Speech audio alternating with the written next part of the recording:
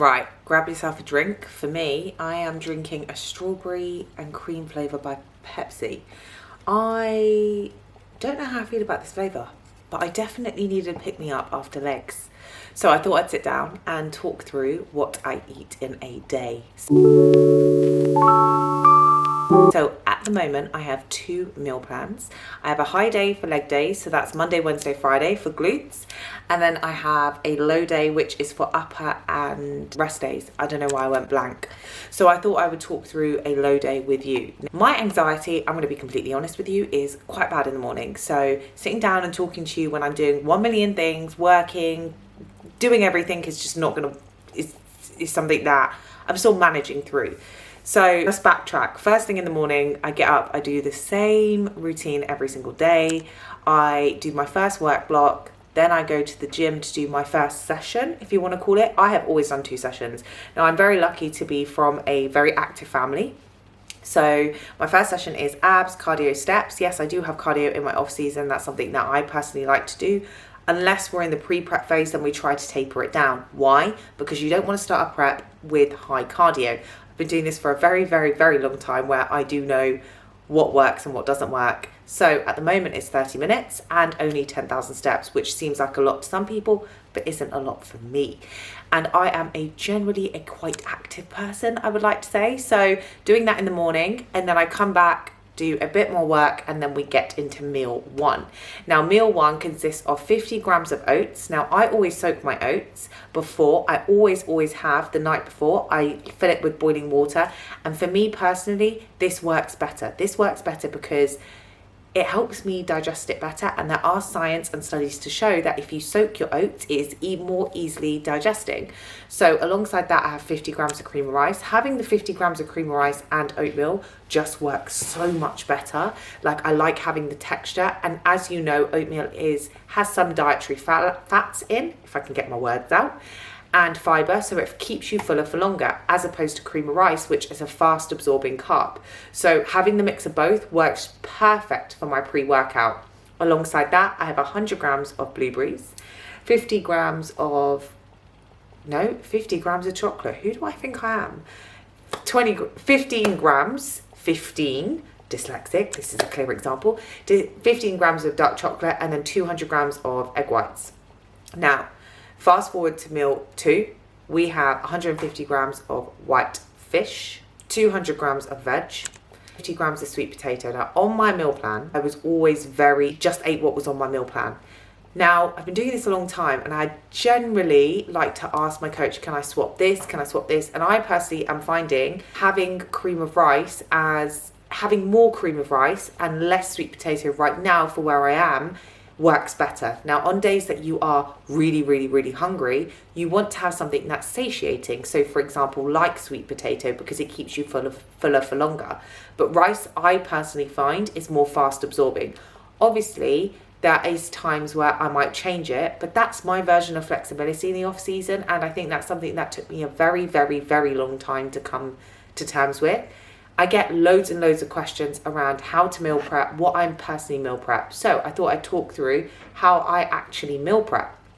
So every 3 to 4 days, I will steam my veg. What that means is that I will have veg across meals 2, 3, 4, and I will steam it. Now, my protein, so for example, my fish, because I choose not to eat meat, that's a choice, and my sweet potato, cream of rice, all of that is cooked on the day. I have the luxury to do that. Now, that does not mean that I have not worked jobs where I was eating quinoa, tuna outside on the floor. Absolutely done that. Worked 18-hour days, done that, and I always took my meal prep. For me, what I see the most with clients is the fact that they say, oh, I wasn't prepared. If you don't prepare the night before, or if you know that you have, a busy few days, or even if you know that something just happens, that is where I see a lot of clients fall short. So it's really important that you have some preparation or some idea of what to do before your day. Even if you don't have a meal plan as such, if you do macro track through MyFitnessPal, this is something that I do with some of my clients. Having an idea and having a gauge of it the day before always works better. And it's much easier to make sure that you know what you're eating when you're eating. Not everyone's going to eat 5 times a day. I understand that. I personally like to eat 5 times a day, but I know a lot of people like to eat 3 times a day, 4 times a day. Sometimes I know people that eat 6 times a day. It's what works for you. And I think that's what is the most important about what this, you know, eating healthy, eating well, choosing good choices. Since I was 9, I've had a whole food diet. So it's not really been a choice. Yes, I went through the whole takeaways, McDonald's when I was younger, but I was also in hospital. So it's kind of my lifestyle. This is my lifestyle. I do love to eat healthy. When I eat out, it's sushi. That doesn't mean I don't enjoy a gluten-free, dairy-free treat. Trust me, when I was in Dubai, if you're not following me on TikTok, you would see I found the best cafe. It was called Wild Caf, and genuinely it was gluten and dairy-free, and I was like, yes. I was like, this is perfect. I am autoimmune. I'm going to be, you know, unfortunately I do have allergies. I can't at the moment I've reintroduced coconut oil at small amounts, but generally digest oil, for example. So back to the point, you need to make sure that you are prepared for the day, and that's something that I do talk about with all clients. Make sure you are prepared, make sure that there's no falling short, and make sure you know what you're eating. So meal 3 is 90 grams of cream of rice, 200 grams of veg, 150 grams of white fish, 20 grams of dark chocolate. Is this optimal? Arguably not. I'm very aware of that. Does my work schedule permit that? I want to enjoy a meal in a relaxed environment. I love cream of rice, trained by JP, code Jasmine1 if you want discount off. That is why I choose to have that meal then. Meal.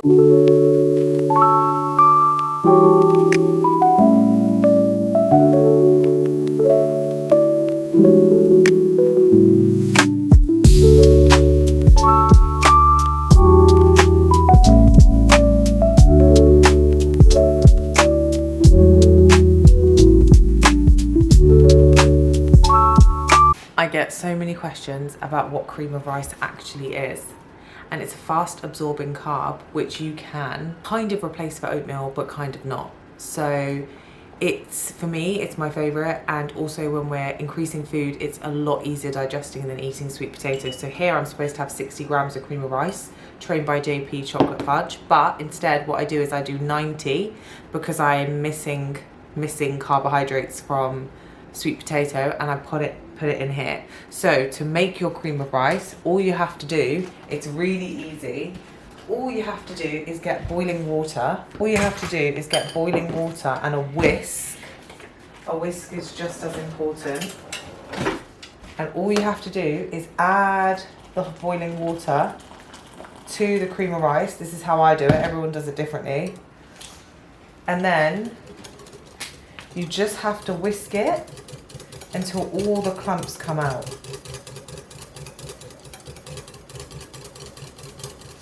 So, as you can see,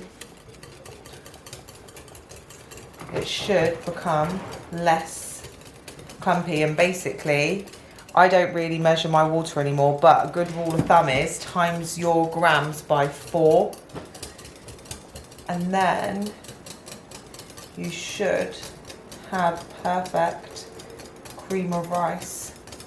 If you want to microwave it, you can, but sometimes you might not have access to a microwave like I did on holiday.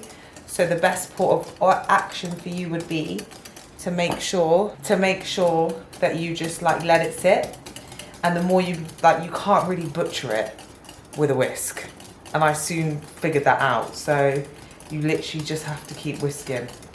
So you're probably wondering why I had different vegetables. So here in this particular meal, you can see, oh God, green beans, Brussels sprouts, and white cabbage. And it's very important for someone with a thyroid to make sure that they have some form of Christopher vegetable. I know that for 2 meals, I've got to have greens because I am anemic. So to keep my greens and everything going, this is really important. And what I do is I steam this every 4 days, and I find that veg does last because I personally don't have the time to be cooking all the time. But in the air fryer behind me, I always cook my protein sauce and generally my sweet potatoes and my parsnips fresh every day. That's just what works for me and my time. Now I do understand that not everyone's going to have ample amounts of time to meal prep and get everything fresh, and I didn't for years. I worked as, one second, let me stop there. I worked as a waitress for a good part of 9 to 10 years, and I think it's important to remember that it's what suits your lifestyle and what you can incorporate. So not everyone's going to have the luxury to be able to eat 5 meals. Some people have to eat 4, some people, you know, eat 6. It depends on what works for you. Now, I know for me, being 119 kilos, smaller eating windows work better. So this is why this meal is so spread out. But because I had finished work, had a shower, and now I'm having another meal, I'm a lot more relaxed. And it's very important to eat in a relaxed environment, not just for your nervous system, but also for digestion. And for someone that dealt with chronic digestive issues for so long, which is obviously also linked to autoimmunity, it's really important for me to make sure that I can enjoy my food. So I'm going to get cracking. 4, salmon, veg and sweet potato. Meal 5, cream of rice and my creamy raspberries and nut butter on the side. So at the moment, I will tell you my food just got increased on the weekend. So my low day and my high day got increased, and that will be to hopefully regulate my hormones, because I've been struggling since finishing dieting last year. At the moment, on a low day, I am having, and this is just to try and maintain my weight, 2,596 calories. So we have 172 grams of protein, 324 grams of carbs and 68 grams of fat. This is considerably higher than what I was on before, where I was on 58 grams of fat. So it's an extra 10 grams of fat. Am I feeling fuller? Yes. Am I feeling like hopefully we might see some hormonal regulation? Yes. I have been trying to get my hormones back in balance, and that's something that I'm definitely going to be discussing more on YouTube. So if you have any questions, make sure you leave them in the comments down below. But I just wanted to document this, what I eat in a day, because I've been doing it throughout my whole off season on TikTok, but I thought let me bring it to YouTube and see if you guys are actually interested. So what else do you guys want to see? Let me know in the comments down below, and I hope that you have a beautiful rest of your day. I have always made sure that I have measured my water, and that's something that I think is so underrated, and in today's society we can learn more and more. So I literally carry around a 1.5 litre water bottle, and I know that I've got to drink 6 litres. So that squash is like my best friend. Squash is literally like my thing. And to be fair, when I go on holiday, I don't really have squash, but I don't need to drink squash. And then cups of herbal tea. But the importance of, I've always, well, for the last like 6-7 years, I have made sure that I have measured my salt and my water, and I make sure that my fluid balance is correct. Something that I see a lot with clients is that they can get their fluid balance. They might have cramp. That's a clear sign that you have a salt electrolyte imbalance. I don't personally take any electrolytes at the moment, just purely because I don't fancy, I don't think I need it, but if I was in a hotter climate like Dubai and training out there, I would definitely need water. So now I actually need to go crack on with work, and I will catch up with you